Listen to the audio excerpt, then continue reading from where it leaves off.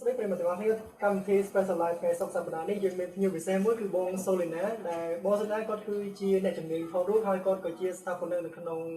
ក្រុម Cambodia Photography Trip ហើយថ្ងៃនេះបង Solina គាត់នឹងបង្ហាញអំពីគន្លឹះក្នុងការថតរូប Milky Way យើងចង់ដឹងថាតើការថតរូប Milky Way ហើយនឹងដំណើរការថតយ៉ាងម៉េចនោះយើងជួបបង Solina ទាំងអស់គ្នាបាទសូមសួស្តីជំរាបសួរប្រិយមិត្តទាំងអស់គ្នាដែលតាមដានទស្សនានៅ page របស់សបាយហើយខ្ញុំបាទមកជួបគ្នាវិញម្ដងទៀតទេលើកនេះគឺយើងពំនាំនៅគន្លឹះខ្លះមិនមែនថាទាំងអស់ហើយខ្លះដើម្បីបង្ហាញដល់ប្រិយមិត្តទាំងអស់គ្នាក្នុងការថត Milky Way ដែលយើងហៅថា night photography នោះអញ្ចឹងក្នុងនាមយើងជាអ្នកថតរូបម្នាក់យើងគួរតែយល់ដឹងពីបញ្ហាក្នុងការថតរូបផ្សេងចំណងចំណូលចិត្តយើងមានផ្សេងអញ្ចឹងថ្ងៃនេះខ្ញុំសូមលើកនៅការថតរូបបែប Milky Way មកបកស្រាយនៅគន្លឹះមួយចំនួនជូនអ្នកទស្សនាក៏ដូចជាប្រិយមិត្តដែលចូលចិត្តស្នេហាវិស័យថតរូបទាំងអស់គ្នាតាមបទពិសោធន៍របស់ខ្ញុំក្នុងការថតរូប Milky Way ខ្ញុំលើកសង្ខេបមកមាន12ចំណុចអញ្ចឹងចំណុចទី1ដែលតាក់ទងនេះគឺយើងត្រូវតែមើលទៅលើមេឃបានន័យថាបើសិនជាមេឃស្រអាប់បើសិនជាមេឃមានពពកយើងត្រូវរងចាំដល់មេឃស្រឡះមិនយើងអាចថតបានចំណុច Milky Way នេះអញ្ចឹងយើងត្រូវតែរកមេឃទីតាំងកន្លែងណាកុំឲ្យមានពពកកុំឲ្យមានលក្ខណៈជាផ្សែងឬក៏កុំឲ្យមានលក្ខណៈជាព្រៃទ្រុបពេកដែលបង្កភាពងាយស្រួលក្នុងការមើលទៅមេឃទៅឃើញបណ្ដុំផ្កាយដែលយើងហៅ Milky Way ហ្នឹងនេះជាចំណុចទី1ចំណុចទី2គឺយើងត្រូវដឹងតំបន់ទីតាំងឬក៏ទិសនៃការរះរបស់ Milky Way អញ្ចឹងចំណុចនេះយើងតាក់ទងនឹងខែថ្ងៃទិសនិងតំបន់ដែរតាក់ទងនឹងខែថ្ងៃនោះបានន័យថាជាទូទៅដែលយើងដើរថត Milky Way នេះយើងគិតថាបើដើមឆ្នាំពីចន្លោះខែមករាកុម្ភៈមីនាហ្នឹងគឺជាឱកាសមួយល្អក្នុងការថត Milky Way ដោយសារជារដូវប្រាំងមេឃស្រឡះយើងអាចមើលឃើញច្បាស់ទីមួយទៀតគឺចុងឆ្នាំនេះក៏យើងអាចថតបានដែរប៉ុន្តែគឺវាអាស្រ័យលើកលៈទេសៈពេលខ្លះមេឃពពកឬក៏ភ្លៀងដែរនឹងជាចំណុចមួយដែលយើងពិបាកក្នុងការថតដែរមួយទៀតគឺថ្ងៃហ្នឹងបើតាមខ្មែរយើងមានខ្នើតនិងរួចយើងអាចរើសយកខ្នើតថតបានទេដោយសារខ្នើតគឺថ្ងៃពេញបរមីអញ្ចឹង Milky Way នេះយើងអាចថតបាននៅថ្ងៃណាដែលគេហៅថារួចយើងមើលប្រតិទិនខ្មែរយើងទៅបើយើងរួចយើងអាចសិក្សាបានដែរព្រោះមិនមែនជាថ្ងៃពេញបរមីយើងអាចមើលឃើញបានព្រោះមេឃងងឹតបើសិនជាខ្នើតមេឃអត់ងងឹតទេប្រកាសជាមានពន្លឺប្រច័ណ្ឌចូលមកជាមួយហើយអញ្ចឹងយើងអាចថតនៅក្នុងពេលជាមួយពន្លឺប្រច័ណ្ឌបានទេដោយហេតុថា Milky Way គឺរះជាទូទៅដែលយើងពិសោធន៍តាមបទពិសោធន៍យើងគឺរះទៅលើទិសខាងកើតជើងត្បូងអញ្ចឹងវាអាចប៉ះពាល់ពន្លឺតិចតួចហើយជាមួយនឹងប្រច័ណ្ឌដែរក្នុងការរះទិសខាងកើតហ្នឹងអញ្ចឹងយើងអាចជៀសផុតពីនឹងដែរចំណុចទី3គឺការប្រើប្រាស់កាមេរ៉ាតែម្ដងអញ្ចឹងយើងអាចថត Milky Way បានអាស្រ័យទៅលើបច្ចេកទេសក្នុងការថតក្នុងការប្រើប្រាស់កាមេរ៉ាជាទូទៅ professional ធំនៅលើពិភពលោកក៏ដូច professional នៅក្នុងស្រុកខ្មែរយើងដែរយើងអាចថតបានច្បាស់ល្អគឺ camera full frame ចំណុចនេះមិនកំណត់ថា camera crop sensor មិនអាចថតបានទេអាចថតបានដូចគ្នាប៉ុន្តែ camera full frame គឺជាឱកាសមួយក្នុងការចាប់ប្លង់ទូលាយនៃ Milky Way ឱកាសមួយដែលក្នុងការបង្កើតជារូបភាព Milky Way មានភាព smooth បានន័យថា noise តិចភាពគ្រឿងវាតិចនេះជាចំណុចមួយដែលយើងគួរតែប្រើជាកាមេរ៉ា full frame ហើយវាមាន high ISO បានន័យថាប្រភេទ Top Milky Way យើងត្រូវការកាមេរ៉ាដែលមាន high ISO ហើយ lens ដែលយើងប្រើនោះគឺប្រភេទaperture ធំបានន័យថា 2.8 ឬក៏ក្រោមនោះទៀត2.ឬក៏ 1.4 1.8 ទៅអាហ្នឹងវាជាការបើកពន្លឺល្អក្នុងការថត Milky Way ដែរចំណុចមួយទៀតនៅក្នុងចំណុចទី3នេះដែរគឺការប្រើ manual ការថត Milky Way យើងត្រូវតែប្រើ manual ជាការចាំបាច់ដោយសារការប្រើ manual នេះហើយធ្វើឲ្យយើង focus បាន sharp ល្អយើងប្រើ manual នេះអញ្ចឹងយើងចូលដល់ចំណុចទី4គឺការប្រើ lens ថត Milky Way ជាទូទៅសឹងតែទាំងអស់គេប្រើលក្ខណៈ wide angle extreme wide angle ឬក៏ fish eye ក្នុងការថត Milky Way lens ប្រភេទនេះហើយគឺចាប់ពី 14mm 16mm 17mm មក10mm នេះជាចំណុចមួយដែលយើងអាចបើកប្លង់ទូលាយ Milky Way បានល្អហើយ lens ប្រភេទទាំងអស់នេះគឺ aperture ក៏ល្អដែរដោយសារ aperture នោះគឺប្រភេទ 2.8 1.4 អីល្អក្នុងការផលិតរូប Milky Way ដោយសារបឺតពន្លឺចូលនៅក្នុង sensor ហើយផលិតរូបភាពបានគ្រប់គ្រាន់ចំណុចទី5គឺការប្រើជើងកាមេរ៉ាដែលយើងហៅ tripod ការប្រើជើងកាមេរ៉ានេះគឺជាការបង្កឲ្យមានការ stabilize មួយធ្វើឲ្យរូបភាពច្បាស់ធ្វើឲ្យរូបភាព sharp ថត Milky Way យើងអាចប្រើនឹងដៃបានទេដោយសារការប្រើដៃធ្វើឲ្យរូបវា shake ជាហេតុផលមួយព្រោះយើងប្រើ long exposure យើងដកដល់30 second ដកដល់20 second បើមិនយើងប្រើដៃគឺប្រកាសជា shake ហើយអញ្ចឹងយើងត្រូវប្រើ tripod ការប្រើ tripod នេះយើងត្រូវ balance ជាមួយនឹង body និង lens របស់កាមេរ៉ាយើងផងពេលខ្លះយើងអត់យល់ថាការប្រើ tripod មានសារៈសំខាន់តាមពិតការប្រើ tripod មានសារៈសំខាន់បំផុតក្នុងការ select យក tripod ណាមួយដែលជា brand ដែលជា model ត្រឹមត្រូវហើយវា balance ទម្ងន់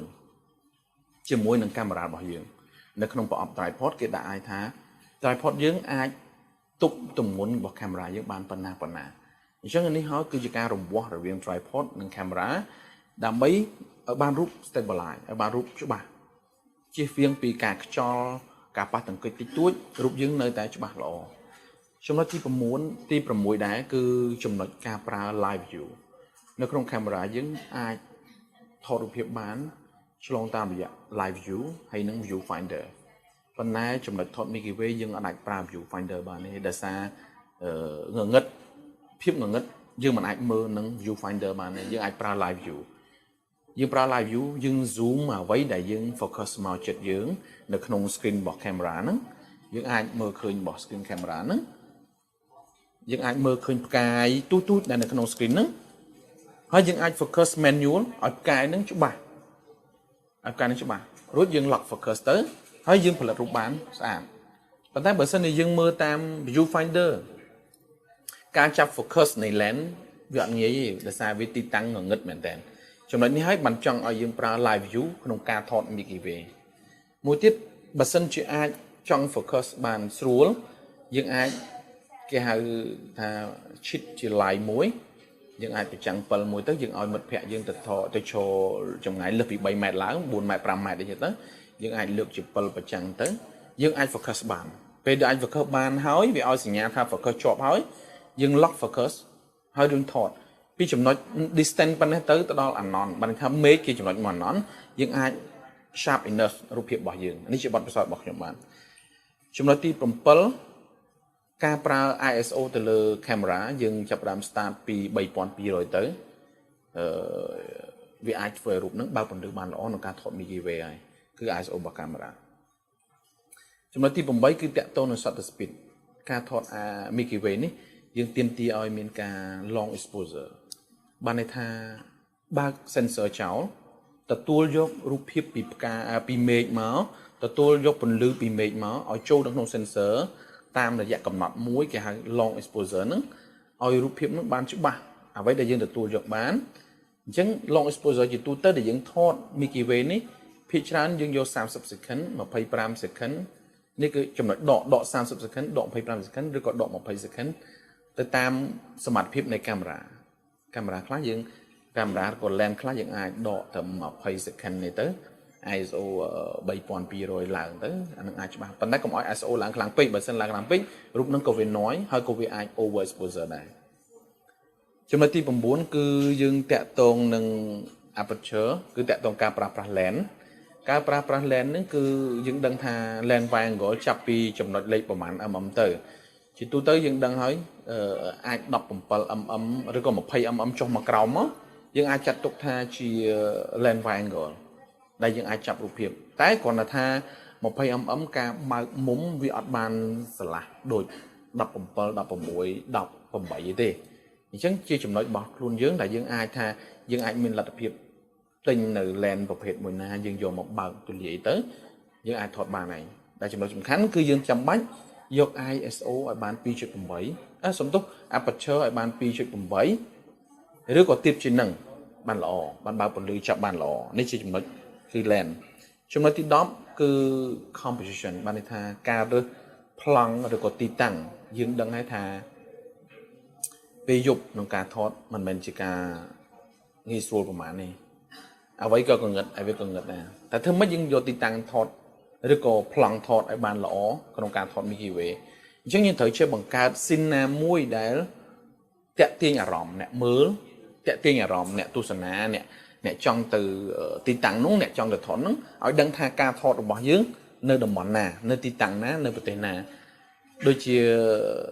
អ្នកថតរូបស្រុកខ្មែរយើងមួយចំនួនដែលគាត់ថត Milky Way ហ្នឹងគាត់រើសយកទីតាំងប្រាសាទអង្គរវត្តថត Milky Way ទៅគាត់រើសយកទីតាំងដូចជាដើមថ្នោតអញ្ចឹងទៅជាមួយ Milky Way ទៅដូច team ខ្ញុំបាទដូច Cambodia Photography Trip នេះយើងរើសយកទីតាំងនៅលើភ្នំបូកូនេះដូចរូបនេះស្រាប់យើងមានរូបជ័យម៉ៅអីចឹងមកយើងបង្ហាញទីតាំងថានេះជាតំបន់មួយដែលស្ថិតនៅក្នុងប្រទេសកម្ពុជាយើងអាហ្នឹងគឺជាការបង្ហាញទីតាំងតាក់ទងនឹងការចាប់ប្លង់នៅ Milky Way នឹងដែរចំណុចមួយទៀតចំណុចទី11គឺតាក់ទង processing បានន័យថាវាចេញពីក្នុងកាមេរ៉ាទៅក្នុង computer អញ្ចឹងវាឆ្លងតាមរយៈចេញក្នុងកាមេរ៉ាមកឆ្លងតាមរយៈ file ជា raw ជា JPEG ឬក៏ជា TIFF ជាទូទៅយើងថត Milky Way យើងគួរតែយកជា file raw ដើម្បីអីដើម្បីពេលណាយើង process ទៅក្នុង computer តាមរយៈ Photoshop Lightroom ឬក៏ software ដទៃទៀតវាងាយស្រួលក្នុងការ process ហើយរូបវាធំអញ្ចឹង quality វាល្អជាងអ្វីដែលយើងថតជា JPEG អានេះគឺជាការ post processing មួយទៀតចំណុចចុងក្រោយដែល professional ធំឬក៏ photographer ស្រុកខ្មែរដែលគាត់ថត Milky Way នោះដើម្បីដឹងច្បាស់ទីតាំងដើម្បីដឹងច្បាស់ពេលវេលាយើងគួរតែចាំបាច់ប្រើជា software មួយ application មួយនៅក្នុង smartphone យើងទាំង Android ឬក៏ app iOS នេះមានដូចគ្នាយើងអាច download មក SkyDrive ឬក៏ SkyView ឬក៏ The Moon ដែល experience ខ្ញុំ download 3ហ្នឹងទុកនៅក្នុង smartphone របស់ខ្ញុំពេលណាដែលយើងមើលថា The Moon នៅក្នុងនេះយើងបើកចូលមកយើងនឹងមានរូបប្រច័ណ្ឌធំប្រច័ណ្ឌទូចមួយចំណិតអីចឹងហើយពេលណាដែលប្រច័ណ្ឌមួយចំណិតឬក៏បាត់ប្រច័ណ្ឌហ្មងបានន័យថាជាពេលវេលាល្អក្នុងការថត Milky Way អត់មានពន្លឺប្រច័ណ្ឌហើយ SkyDrive ឬក៏ SkyView យើងអាចដាក់ឡើងលើមេឃទៅយើងមើលដឹងថាអូឥឡូវម៉ោងប៉ុណ្ណេះ Milky Way រះដល់កម្រិតប៉ុណ្ណេះហើយកម្ពស់ប៉ុណ្ណេះហើយអញ្ចឹងទិសនេះហើយដែលយើងត្រូវថតពេលនោះវាជាភាពងាយស្រួលក្នុងការផលិតរូប Milky Way កើតឡើងអញ្ចឹងតាមការបកស្រាយរបស់ខ្ញុំទាំង12ចំណុចនេះគ្រាន់តែជាគន្លឹះខ្លះដើម្បី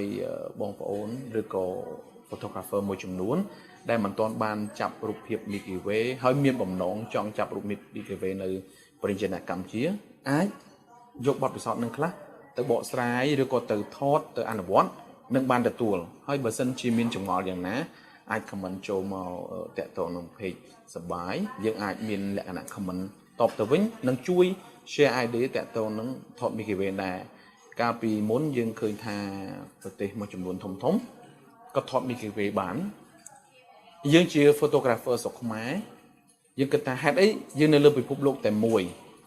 ហេតុអីយើងមិនអាចផលិតរូបភាពបែបហ្នឹងបានអញ្ចឹងខ្ញុំនិងក្រុមខ្ញុំខំប្រឹងតែស្រាវជ្រាវថាតើគួរថតយ៉ាងណាពេលវេលាណាអញ្ចឹងពេលយើងស្រាវជ្រាវបានថាអូស្រុកខ្មែរយើងអាចថតបានដូចគេដែរអញ្ចឹងយើងខំប្រឹងព្យាយាមផលិតរូបនេះកើតឡើងដើម្បីពិភពលោកដឹងថានៅប្រទេសកម្ពុជាយើងក៏មាន photographer ថត Milky Way ដូចនៅលើពិភពលោកដែរសូមអរគុណភ្ញៀវដែលបានទស្សនាថ្ងៃនេះហើយនឹងអ្នកដែលគ្រប់គ្រង page សប្បាយទាំងអស់សូមជួយ comment ជួយ like និងជួយ share បន្តទៀតសូមអរគុណ